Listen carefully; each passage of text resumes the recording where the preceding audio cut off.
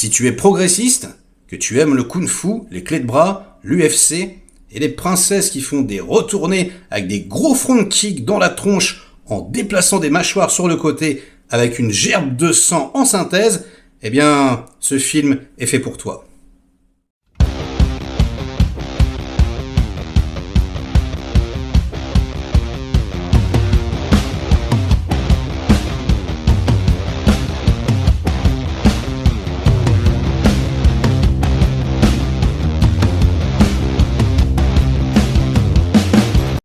Salut les cinéphages, c'est Merege et aujourd'hui on vient parler de la nouvelle création Disney+, La Princesse, un film qui revisite le conte de fées, mais en mode série B Kung Fu Fighter.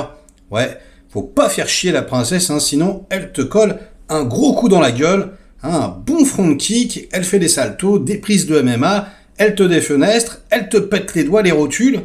Bref, c'est une princesse un petit peu moderne, Et oui, on est en plein dans le wokisme, dans le progressisme.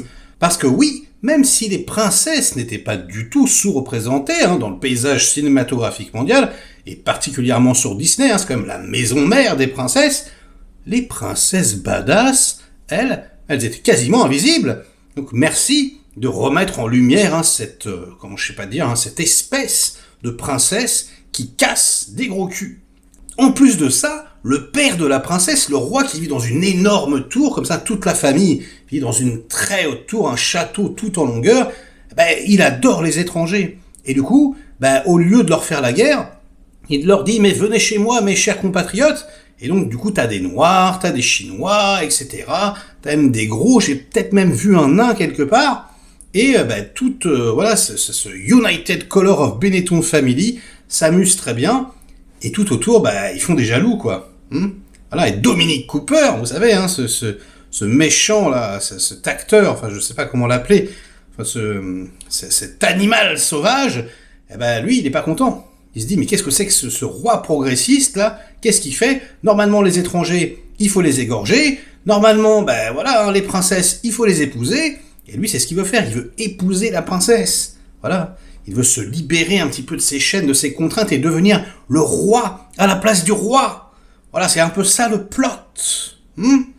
Et du coup, lorsque la princesse, interprétée par l'actrice Joey King, se refuse à lui, il pète un câble, voilà, il fait envahir la tour gigantesque par tous ses soldats, hop, il prend la reine, il prend le roi, il prend leurs deux filles, couteau sous la gorge, et maintenant, je vais l'épouser de force. Déjà, elle est habillée pour se marier avec une robe nuptiale, comme ça. Donc, ils l'endorment, ils la mettent en haut de la tour. Et ils vont appeler un prêtre. Bref, ils vont la marier de force pour qu'on ne puisse pas accuser ce mec d'avoir pris le pouvoir par la force, justement, mais d'être l'héritier légitime. Rendez-vous compte? Ah, mais ils ont déconné avec la mauvaise princesse, comme je vous l'ai dit. Dès qu'elle se réveille, pim, elle se pète le pouce un petit peu à la Martin Riggs dans L'Arme Fatale 2. Elle enlève ses menottes, elle s'en sert comme arme de destruction là pour péter les mâchoires. Il y a du sang en gros plan et tout, voilà, démembrement comme je vous disais. Ah, c'est sublime. Franchement, ce film est absolument incroyable. Alors comme vous l'aurez très certainement compris avec ce brin de voix ironique qui me caractérise parfois, non, ce film n'est pas une franche réussite, loin de là, et c'est même plutôt, on va dire, une bousasse sans nom, qui pourrait s'apparenter comme ça formellement au pilote d'une série télé. Alors c'est 20th Century Fox, je peux pas les appeler 20th Century Studio, j'y arrive pas. Bref, c'est la Fox qui produit ce truc, à se demander si c'était un film ou un téléfilm à la base, ou si c'était vraiment pour Disney+. Je pense que c'était vraiment pour Disney+, parce que c'est pas possible, c'est trop cheap.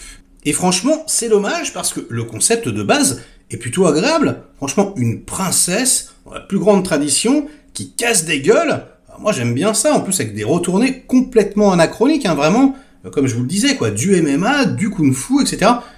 D'ailleurs, c'est complètement absurde, il le justifie, en fait, pour elle, parce que, les deux personnages chinois lui apprennent les arts martiaux, le maniement du sabre, etc.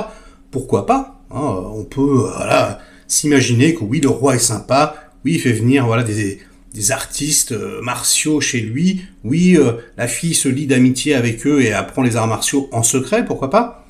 Mais le problème, c'est que tous les ennemis, tous les chevaliers, c'est pareil, ils font du kung-fu aussi, avec voilà, des mouvements de jambes, des trucs, ils s'accrochent sur les cordes, des saltos arrière, bon. Donc, clairement, c'est un grand n'importe quoi. Vous voyez ? Et pour moi, il aurait fallu injecter du second degré à gogo. Un petit peu en mode Schwarzenegger, vous savez, considère ça comme un divorce.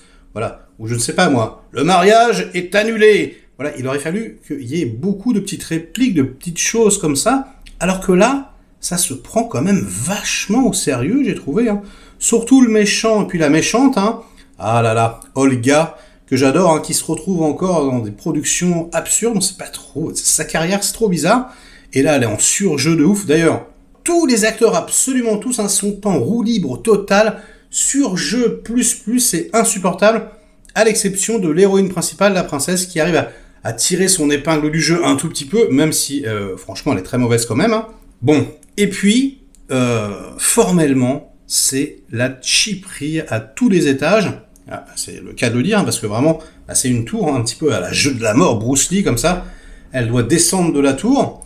Et en fait, je pense qu'ils ont construit peut-être, je sais pas, ouais, trois étages, voilà, avec, vous savez, ce truc très très Disney comme ça, où en fait tous les murs sont en polystyrène, mais juste voilà, ils ont creusé des sillons dedans pour faire des briques, puis ils ont mis un coup de peinture. C'est dégueulasse, franchement. Oh là là, putain, c'est vraiment moche, avec voilà des fonds verts, des effets spéciaux immondes, etc. C'est vraiment un film où tu devines les artifices de mise en scène pour faire des économies, et tu sens qu'ils ont vraiment essayé de payer le moins possible, et ça se voit. Ça se voit, franchement, c'est tout pourri. Alors la seule chose que je vais un petit peu plébisciter, mais attention, hein, un tout petit peu à l'intérieur de ce métrage ridicule, ce sont les chorégraphies de combat, qui sont, sympathiques parfois. Il y a un petit peu d'idée. Voilà, des mouvements de caméra comme ça, un petit peu mini plan séquence, où elle roule sur la table, elle est top shot intéressant, il y a des petits coups donnés à l'épée dans l'aine, des petites choses comme ça qui sont amusantes. On utilise assez bien le poids des armes, des armures, etc. Mais c'est 100% pompé sur ce qu'on a déjà vu 100 fois à Hong Kong et en Chine. Il n'y a pas un mouvement, il n'y a pas une prise, il n'y a pas un plan de caméra que je n'ai, moi, personnellement, alors je suis connaisseur, hein, que j'ai pas déjà vu dans un film chinois, et du coup, t'es là, tu te dis, merde, donnez-nous quelque chose, quoi, inventez un petit truc. Non, il n'y a rien, c'est juste de la décalcomanie. Même ma chérie, hein, qui est plutôt, on va dire bon public, beaucoup plus que moi, elle en pouvait plus. Hein. Elle se cachait le coussin, elle était en train, c'est pas possible, mais c'est nul, etc. Bon, bref. Donc, vous voyez un petit peu le tableau. Alors, le réalisateur, c'est un Vietnamien, il s'appelle Lee Van Kit. Il a fait, par exemple, The Requin. Là, je vous conseille la critique de Alex La Fuite en vidéo. Hein. C'est incroyable. Voilà, au Fury, que des films un peu de cheapos, comme ça. Hein, voilà. Il est passé du Vietnam à Hollywood. C'est magnifique. D'ailleurs, je dis Hollywood, mais le film a été tourné dans les pays de l'Est, hein, encore une fois, pour réduire le budget au maximum. Et du coup, on réduit le plaisir du spectateur au minimum, et c'est vraiment dommage. Un meilleur réalisateur, plus de thunes, ça aurait pu faire quelque chose de sympathique, et ici, on se retrouve devant un nanar total, à regarder quand même pour, on va dire, la stupéfaction, quoi. Voilà, on est là en train de se face-palmer et de se dire, mais Disney+, est-ce qu'il nous ferait pas une petite Netflix, hein? Est-ce qu'il serait pas en train de se petit suicider au fur et à mesure? Faites attention, hein, parce que la qualité, en dehors de 2-3 trucs, c'est... Disney+, faites attention les enfants. Bref, ce sera tout pour cet avis à chaud. Likez la vidéo si elle vous a intéressé et diverti. Délikez-la sinon. Inondez-moi de commentaires comme d'habitude pour faire marcher le petit robot YouTube. Et nous, on se retrouve très vite pour de prochaines aventures. Ciao.